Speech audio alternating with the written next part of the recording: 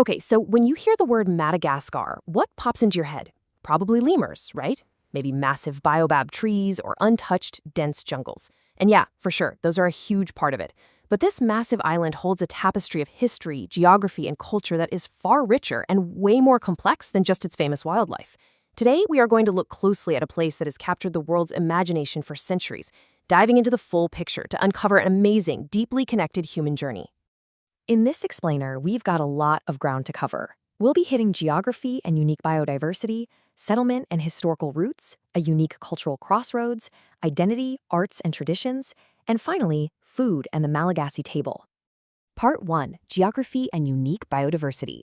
Let's start by looking at the physical space itself, because honestly, geography really set the stage for everything else here. Madagascar is sitting right there in the western Indian Ocean, just off the southeast coast of Africa. And let me tell you, it is massive. It's actually the fourth largest island on the planet. If you include the smaller islands around it, you're looking at roughly 4,800 kilometers of coastline. That sheer scale and its specific location on the map are absolutely crucial to understanding its place in the world. Plus, its national flag perfectly captures the vibe. The green, red, and white reflect the island's rich soils, its deep history, and its bond with the land and sea. Now, separating the island from mainland Africa, specifically Mozambique, is this vital waterway called the Mozambique Channel. It's not just a moat of empty water. It's a super dynamic maritime corridor that's heavily used for fisheries and transport. But more importantly for the island itself, the intense ocean currents and tropical storms that swirl through this channel really dictate Madagascar's climate. For centuries, this channel has acted as both a formidable geographic barrier and a bustling highway. It perfectly explains why Madagascar has distinct ties to Africa, but totally maintains its own unique self-contained identity. Because the island broke off from other major landmasses millions of years ago, this long isolation essentially turned it into a giant protected laboratory for evolution. It allowed an incredibly unique ecosystem to evolve totally independently. The result? Completely endemic species. We're talking roughly 90% of its wildlife literally existing nowhere else on Earth. You've got your world-famous lemurs, a dizzying variety of unique chameleons, and just countless rare plants that have adapted perfectly to this one specific environment. All right, moving on to part 2, settlement and historical roots.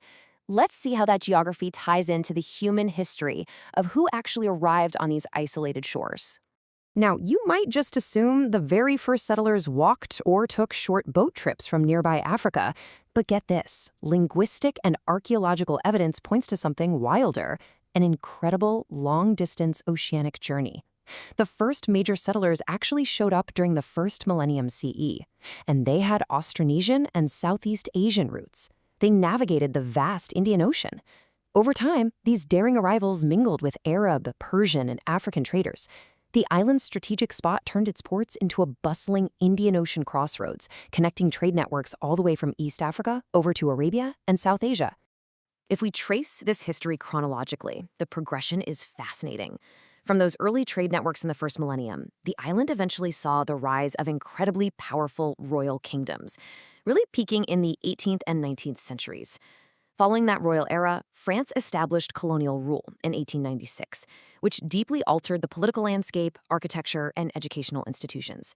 Then, fast forward to June 26, 1960, and Madagascar gains its independence. It stepped into the modern era, and while there have definitely been major political shifts since then, it remains proudly and distinctively self-governed. Zooming in on that royal period for a second, the Merina Kingdom, which really took root in the Central Highlands, is a huge key to understanding the country today. Their political center eventually became the modern capital, Antananarivo. The Merina left a phenomenal cultural legacy. Their distinct highland architecture with those steep pitched roofs and warm earth tones, along with complex social institutions, aren't just relics of the past. They're fiercely important elements of modern Malagasy identity that literally shape the landscape today. Part 3, a unique cultural crossroads. So how do all these different historical eras and arrivals actually blend together right now? Here's the crucial takeaway. Malagasy culture isn't just mainland Africa version 2. It's a true, vibrant mashup.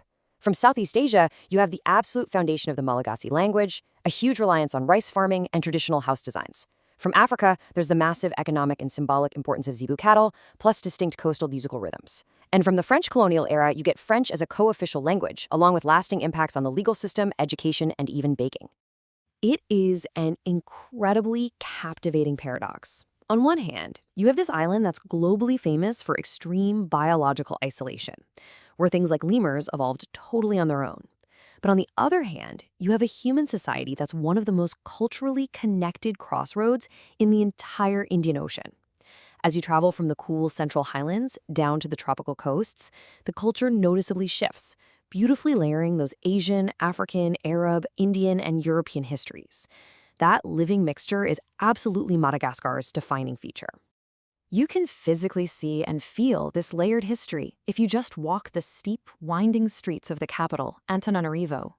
Woven right into the modern skyline, you'll spot grand administrative buildings shaped by the French colonial period, standing shoulder to shoulder with deep-rooted local architecture and bustling markets. Modern Malagasy culture doesn't just erase one era to make room for another, it absorbs them all, combining them seamlessly with its own vibrant, evolving customs. Part 4. Identity, Arts, and Traditions. Let's zoom in even further and see how this blended identity shows up in daily life and sacred community bonds. Just as the island's unique wildlife evolved in isolation, these blended global crossroads gave birth to incredibly distinct local traditions. Malagasy is the national language, but the real cultural anchor? That's community life. Deep family ties and a massive respect for elders hold society together. And you see this expressed brilliantly in regional crafts. Skills passed down over generations keep traditions alive in weaving, embroidery, and wood carving using local materials like raffia. Music is a huge deal too, beautifully blending these influences, often featuring the valiha, a traditional bamboo tube zither that perfectly echoes those Southeast Asian roots. Now let's talk about the immense power of words here. Written history matters, sure, but oral storytelling, that is incredibly influential and highly respected for passing down wisdom. You have Hain Teni, which is this poetic oral expression that relies heavily on complex, beautiful metaphors. Then there's Kabari, a highly structured, formal style of public speaking. These aren't just for entertainment. They are the literal vehicles used to preserve history and values at weddings, funerals, and major community gatherings. Physically woven into all this is the traditional lamba cloth, which carries deep social meaning in daily life and ceremonies. But perhaps the most profound tradition of all is the unwavering respect for ancestors. Here, the past is very much a vibrant part of the present. This reverence is physically represented by highly significant family tombs. Just as homes are built for the living, these tombs are prominent, beautifully constructed structures meant to house and honor ancestors with the utmost care. Let's unpack one specific, well-known Highland tradition linked to these tombs, Fama di Hana. Sometimes outsiders translate it as the turning of the bones. Basically, families gather to ceremonially rewrap and honor ancestral remains in fresh silk shrouds. What's absolutely crucial to understand is the incredible warmth of this event. It is a stunning, beautiful example of the active, living relationship that many Malagasy communities maintain with those who came before them. And listen, these aren't somber, tearful, or morbid events, not at all. A Famadihana, much like other regional celebrations across the island, is a highly vibrant celebration of life and lineage. These events are filled with lively music, traditional dancing, massive shared meals, and joyful extended family reunions. They perfectly bridge the past with the present, really reinforcing the incredibly tight community bonds that define Malagasy culture. Finally, Part 5, Food and the Malagasy Table. Let's sit down and actually taste this cultural tapestry. Whether you're grabbing a bite in the bustling capital or sitting down in a quiet highland village, the absolute center of any Malagasy meal is rice, locally called vari. Rice cultivation isn't just an agricultural sector here, it's the cornerstone of daily life. The sheer amount of rice consumed is staggering. We're talking eating it 3 times a day sometimes. Its overwhelming dominance in the diet is a direct, delicious reflection of that deep Austronesian heritage brought over centuries ago. So, picture a massive, mountain-like serving of rice that is almost always accompanied by a smaller, intensely flavorful side dish known as a lauka. This whole plating style perfectly demonstrates the comforting simplicity of everyday cooking in Madagascar. The lauka could be a beautifully spiced, slow-simmered broth, a rich tomato sauce, or a savory meat dish, but its whole purpose is to provide that intense flavor punch specifically meant to soak right into that generous serving of rice. A classic example of this is a dish called ramazava. It's a rich, traditional stew made with succulent cuts of meat, often zebu, and a specific blend of local, slightly peppery leafy greens. It's practically designed to be eaten with rice. What's so great about Romazava is that it's a living recipe. It's like a culinary canvas that changes proudly from household to household and region to region, perfectly capturing the whole essence of simple, hearty, and diverse Malagasy food. So, we've journeyed from unique ecosystems isolated for millions of years to a culture layered with profound Asian, African, and European histories, right down to the vibrant traditions and hearty meals of today. As we wrap up this explainer, I'll leave you with this to ponder.